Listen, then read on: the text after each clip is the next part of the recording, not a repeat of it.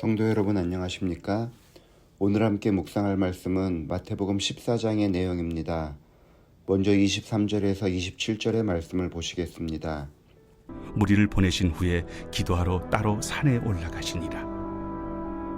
저물매 거기 혼자 계시더니 배가 이미 육지에서 술이나 떠나서 바람이 거스름으로 물결로 말미암아 고난을 당하더라.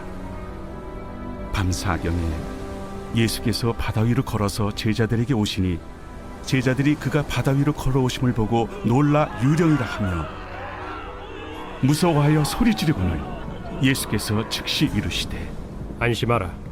나니 두려워하지 말라. 예수님의 말씀을 들으러 많은 사람들이 모였습니다. 그들은 식사 시간을 지나면서도 예수님의 말씀을 들었습니다.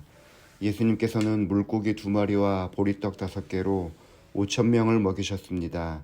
그 자리에 있던 사람들은 흥분했고 예수님을 왕으로 섬기려고 했습니다. 예수님께서는 무리를 흩으셨고 제자들을 먼저 배에 태워 갈릴리 바다를 건너게 하셨습니다. 제자들은 예수님께서 왕권을 거절한 것에 대한 불만을 표하면서 갈릴리를 건너던 중 풍랑을 만나게 됩니다. 이 사건은 이런 배경 가운데서 진행되었습니다. 종종 우리의 인생은 배를 타고 건너는 제자들의 모습과 다르지 않다는 생각을 합니다. 인생이 잔잔하기를 바라나 풍랑이 일고 우리 힘으로는 도무지 해결할 수 없는 그런 상황 가운데 처하는 것입니다. 그럴 때 신앙의 힘을 빌려서 이 어려움을 극복하려고 합니다. 그런데 예수님을 믿고 따르는 것이 쉽지 않아 보입니다. 예수님께서는 두려워 말라고 말씀하셨습니다. 그러나 두려워하지 말라는 말로는 쉽게 두려움이 가시지 않는 것입니다. 이럴 때 베드로의 행동은 우리에게 교훈을 줍니다. 28절에서 30절의 말씀 보시겠습니다. 베드로가 대답하여 이르되 주여, 만일 주님이시거든 나를 명하사 물 위로 오라 하소서. 오라. 베드로가 배에서 내려 물 위로 걸어서 예수께로 가되 바람을 보고 무서워 빠져가는지라 소리질러 이르되 주여, 나를 구원하소서. 베드로는 예수님을 만나기 위해서 배에서 내렸습니다. 예수님을 따라가려면 배에서 내려야 하는 일도 생기는 것입니다. 그래도 베드로는 용기를 내어 배에서 내려 물 위를 걷기 시작했습니다. 하지만 바람을 보고 두려워하면서 물에 빠지게 되었습니다. 베드로의 물에 빠지는 모습은 우리의 신앙생활과 같다는 생각을 해봅니다. 처음 신앙을 할 때에는 교회에 나오는 것이 너무 행복했습니다.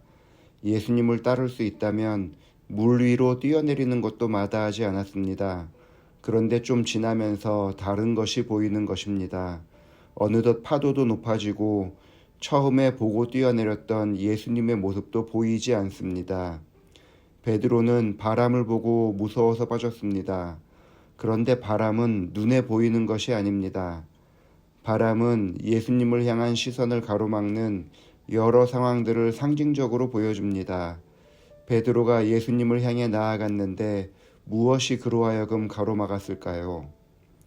그것은 사람들의 이야기였습니다. 베드로는 자신이 물 위를 걷는 것을 배 위에 다른 제자들이 어떻게 생각할지 궁금해졌습니다. 시대의 소망은 그런 생각으로 베드로가 시선을 뒤로 돌렸다고 이야기합니다.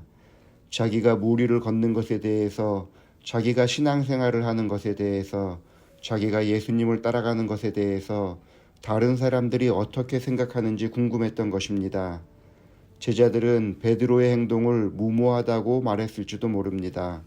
신앙은 그렇게 극단적으로 하는 것이 아니라고 말했을지도 모릅니다.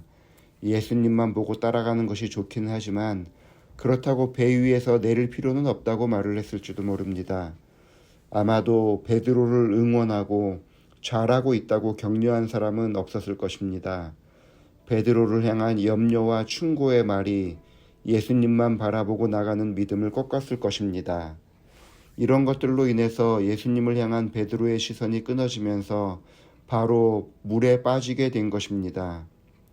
그러나 베드로가 그 상황에서도 잘한 것이 있는데 그것은 예수님께 자신의 구원을 즉시 요청한 것입니다. 주여 나를 구원하소서. 그렇게 예수님께 자신의 연약함을 내어 맡기고 구원해달라고 요청했을 때 예수님께서 다음과 같이 반응하십니다. 31절과 32절의 말씀입니다. 예수께서 즉시 손을 내밀어 그를 붙잡으시며 이르시되 믿음이 작은 자여, 왜 의심하였느냐? 배에 함께 오름에 바람이 그치는지라. 종종 예수님을 믿고 따르다가 어려움이 생기면 예수님을 믿어봐야 소용없다고 떠나는 경우가 많은데, 그럴 때에는 더욱 예수님을 의지하며 구원을 요청해야 할 때입니다. 그때 예수님께서는 우리를 파도에서 건질 것입니다. 신앙을 하면서 예수님을 향하여 나아가기 위해서 배 위에서 내릴 것인지 말 것인지를 고민할 때가 있습니다. 그때에는 용기를 내어 배에서 내리는 일이라도 해보시기를 바랍니다. 다른 많은 사람들의 염려처럼 우리의 연약함으로 인해서 바다에 빠질 수도 있습니다. 그러나 바다에 빠진다 하더라도 우리를 건져내기 위해서 손 내미시는 예수님의 손을 잡아볼 수 있지 않겠습니까? 제자들 중에서 예수님의 손을 잡아본 사람이 얼마나 되겠습니까? 믿음을 발휘해서 예수님의 손을 잡을 수 있다면 그 일은 신앙을 하면서 한 번쯤 시도해 볼 만한 일이 아니겠습니까? 예수님이 물 위에 계시든 아니면 다른 어느 곳에 계신다 하더라도 그분을 향하여 언제나 기쁘게 따라가는 성도들이 되기를 바랍니다. 기도하시겠습니다. 아버지 하나님, 우리를 불쌍히 여기셔서 선한 여정으로 인도하여 주시니 감사합니다.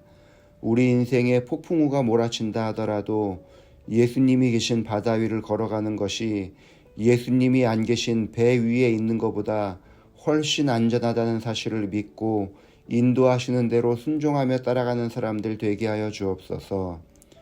주상호 장로님 가정을 위해서 기도합니다. 교회를 위하여 하나님의 일꾼으로 불러주시고 김복미 집사님과 변함없이 하나님을 위해서 헌신하게 하시니 감사합니다. 두 딸 연아 가정과 연지를 위해서 기도합니다.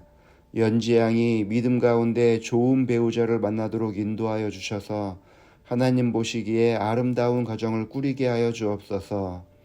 연아 가정을 축복하여 주셔서 날마다 하나님의 은혜를 경험하는 가정이 되게 하시고, 사위 이선웅 집사와의 날마다의 삶을 축복하여 주셔서 감사한 가운데 하루하루를 보내게 하여 주옵소서.